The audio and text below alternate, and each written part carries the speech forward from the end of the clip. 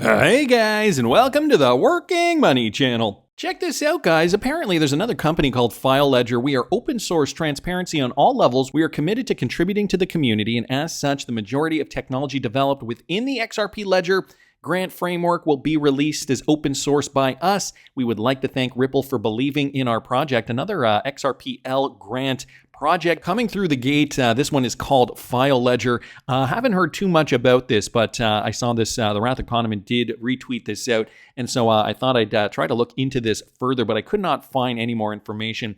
But I thought it was an interesting project. Sounded interesting. From what we do know, I'm going to keep an eye on this moving forward.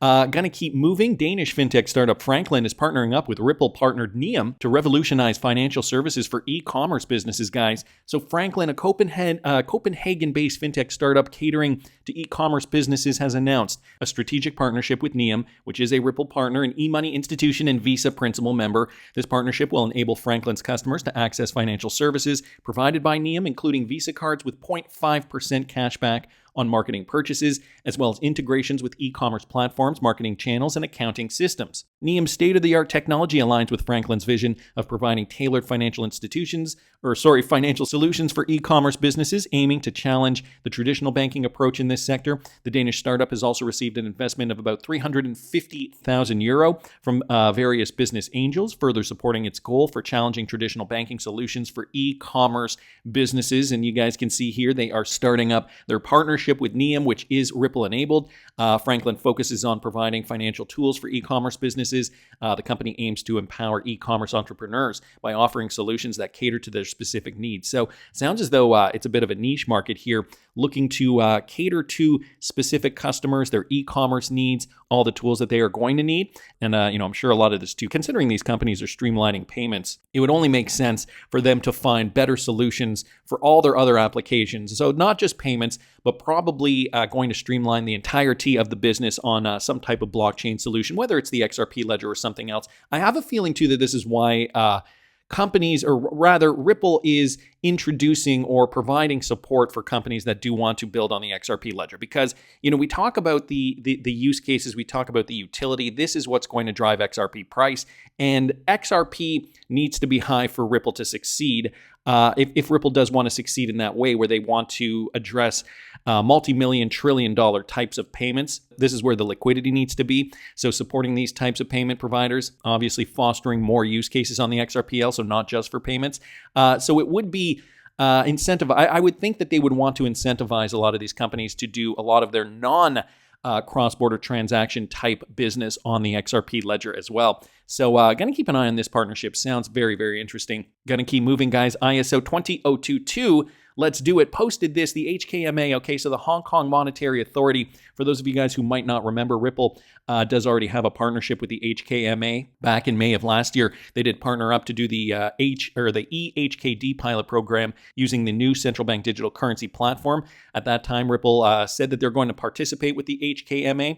The Hong Kong Digital Dollar, the EHKD, Central Bank Digital Currency Pilot Program, by showcasing a real estate asset tokenization solution. Well, now, guys, here's some more news from the HKMA. They're now issuing digital asset custody rules for banks. This coming out, this is brand new, February 22nd, 2024. The Hong Kong Monetary Authority has issued an important circular outlining its expectations of authorized institutions, or AIs, regulated under the banking ordinance when they engage in custodial activities for digital assets, including when they are 1, doing so while acting as an intermediary, 2, doing so while distributing tokenized products, and 3, providing standalone custodial services. So Hong Kong, very crypto forward, a country that is already developing on the XRP ledger for their central bank digital currency, but also obviously hammering out regulations to make it very, very clear for companies and individuals alike to be able to be compliant when it comes to the application of cryptocurrencies or crypto products. The standards of the circular are extensive and granular,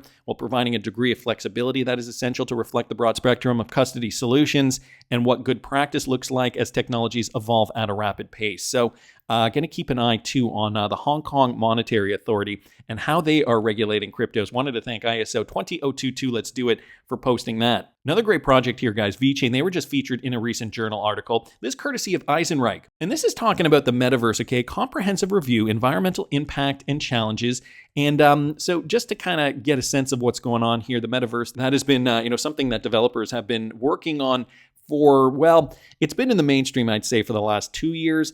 Obviously, they've been working on it before that, but here's where they're finding more applications for projects like the VeChain project here. In the industrial metaverse paradigm is generally a virtual environment that integrates various technologies such as augmented reality and mixed reality to enhance business operations and processes. It aims to streamline workflows, reduce error rates, improve efficiency, and provide a more engaging experience for employees.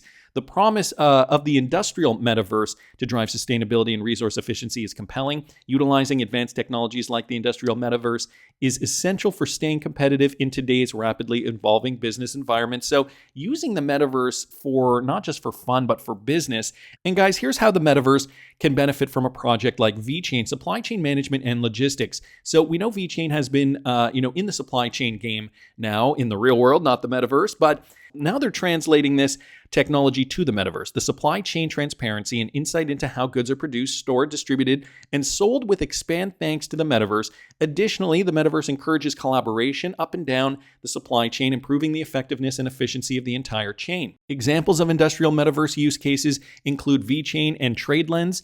They demonstrate how the supply chain process can be streamlined and optimized using this technology. The TradeLens technology automates and digitizes supply chain activities, minimizing paper-based documentation and manual processes using smart contracts and digital signatures. VeChain simulates every stage of the supply chain from raw materials to finished goods using blockchain technology and the metaverse. So VeChain here mentioned in this paper, of course, the solution when I think of the metaverse, really kind of the only one there. And VeChain, guys, VeChain price has been moving. Yeah, VeChain right now trading at just over 4.5 cents. After some bearish activity on the VeChain chart, we have seen another pop to the upside. So this is a VeChain chart on the daily. You can see that probably a lot more prominent here on the hourly chart. We did see VeChain being dragged down because of Bitcoin and then another pop. So hopefully, another coin that's going to be doing very, very well. I do have it in my legacy portfolio and the $10,000 plus Patreon portfolio for my subscribers at patreon.com/workingmoneychannel.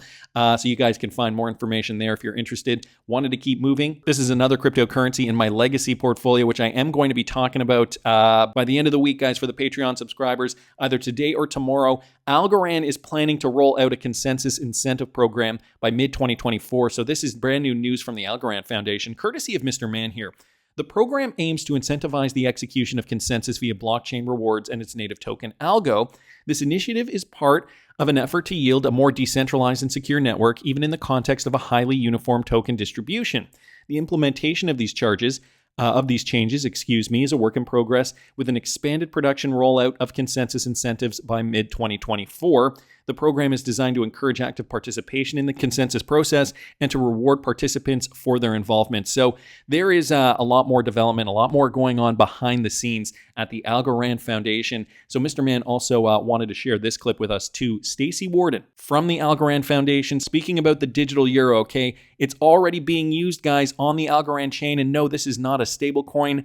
This is the actual euro. Listen to this. So I think where you have to think about kind of this real world use cases is what do you need to achieve? And I'm not talking about pilots. I'm talking about what are you trying to do at scale? Because the promise of Algorand is that you can deliver what you are building at scale. We have the throughput, we have the low fees, and we have the low environmental footprint. So a couple of very interesting use cases building on Algorand. And I want to say that some of the ones that I'm talking about have taken the time to be regulatorily compliant. And so a lot of this has been kind of percolating for a couple of years now, but now they've got in the approval from the regulators, which turns out to be a very important thing. So if you look at a digital euro payments platform called Quantos, for example, they got approval from the Dutch regulator. They have now just been accepted for Europe, the passporting under MiCA for the European Union. So now they're available in 30 countries. This is a digital euro built on Algorand. It's not a stable coin. It's not an algorithmic stablecoin. It's the euro in digital form, but it now can move instantaneously. It can be used for micropayments and it can be used for programmable payments. What we in Web3 call smart contracts can now be done with the digital euro on Algorand. Now, what comes with that regulatory approval is not for nothing, though. The regulators also wanted to take a look at the blockchain itself. So we also had to pass regulatory muster as part of their Quantus's approval process. But all of their customers need to be KYC'd, and so it's a regulatory environment kind of thing. But it's pretty real world if you ask me. So more use cases. Craig Ward down here saying, wow, that's pretty real world to me too. Digital euro. Guys, this is just getting off the ground in the Algorand Foundation. Doing their job. They're a great project, and unfortunately, the ALGO token has been beaten down over the bear market. There was some negative news that really kind of brought this token down. Again, it's part of my legacy portfolio, which I will be talking about shortly at patreon.com/workingmoneychannel. We're going to talk about all kinds of things over the next coming months. It is only $5 a month for you guys to join if you're interested. I've kept it relatively affordable because I want you guys to stick with me, and I want you guys to see my targets, where I'm going to be getting out at. And so Algorand, part of this legacy portfolio here, and it's actually still, I think, a pretty good buy from the bottom here. It's only rallied, as of the time of this recording, about 118%. So, considering how beaten down it's gotten, this was the bottom of the bear market, by the way.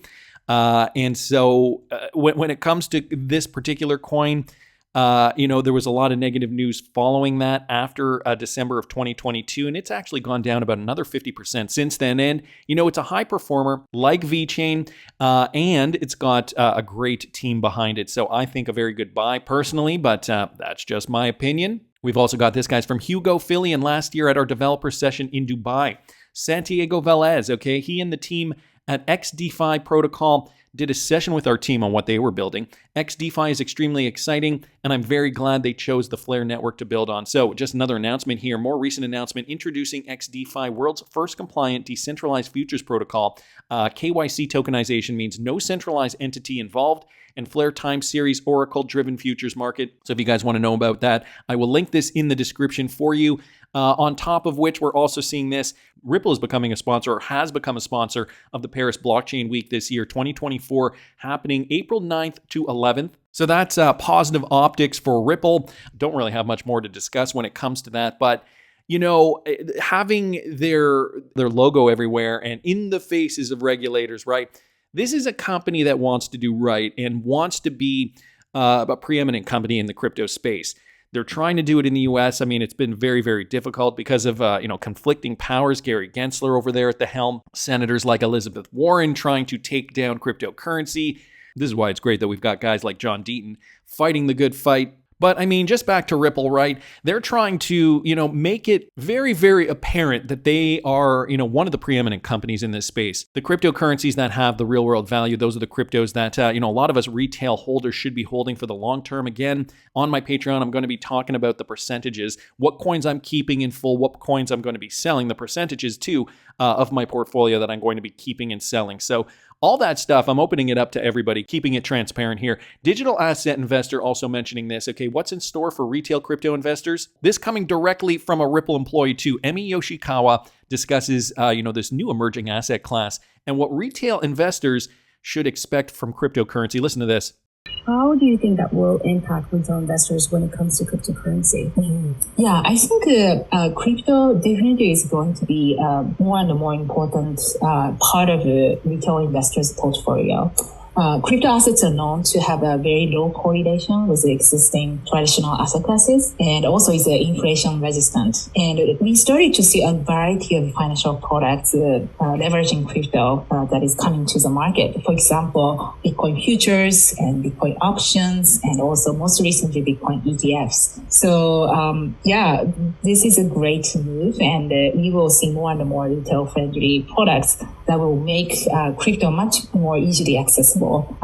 So I think in order for retail investors to continue protecting and growing their assets, I think it's really important for them to have a crypto literacy, learning about this new asset class and being educated about it. So yeah, I'm really optimistic and very excited about this aspect of crypto coming to retail investors' portfolios. It's already happening among millennials, but then I think it will become much more mainstream. Millennials are investing in crypto, but it's going to become more mainstream moving forward. But people have to understand crypto literacy. They do have to understand why we're investing in certain coins, perhaps why we're going to be trading other coins for pure profit, and why cryptocurrencies like XRP just have not mooned yet. If you guys didn't catch the video I did this morning, I will link it up here in the top right-hand corner. We've got some more insight as to perhaps when we could see the XRP price start to really kind of move.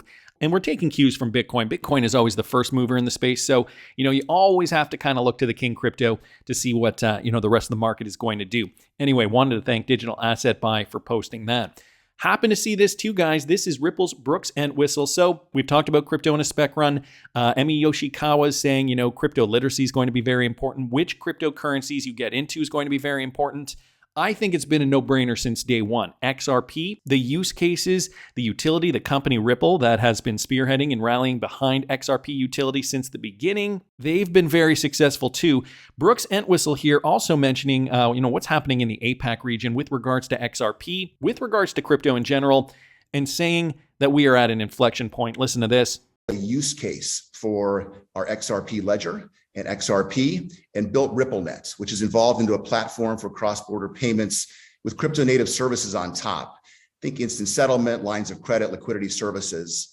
And we've been at this now for many years. We needed to build a use case first in order to really realize the dream that we're very much living today as crypto has become this new normal in finance. I truly believe we're at an inflection point. The reason this event has 5 epic days of lineup across multiple cities in Australia, and with an outstanding group of speakers and a huge crowd dialing in from all over the world, not just on the ground, is because of this point. We're at an inflection point and then some, and certainly, as I'll argue later, even more so in the region. We are at an inflection point and then some. The crypto utility getting off the ground, very, very close, guys. I still think there is a possibility for this real-world utility to coincide with this bull run, especially if we get a lot of institutional liquidity through Bitcoin and perhaps an XRP ETF. If you guys didn't catch Brad Garlinghouse saying that it could happen and Ripple would rally behind it, I will link that video up here in the top right-hand corner. But that is just my opinion. I want to hear what you guys think. Please subscribe to the channel. We're getting so close to 100,000 subscribers. Guys, you've been doing amazing. I want to give away 2 Ledger Nanos. I wish I could give away more, but I'm going to be giving away 2 Ledger Nanos to 2 lucky subscribers, but you got to be subscribed by March the 31st. Please subscribe to the channel if you haven't already. Like the video if you like the content I'm providing. I always love hearing your comments. See you in the next one, guys.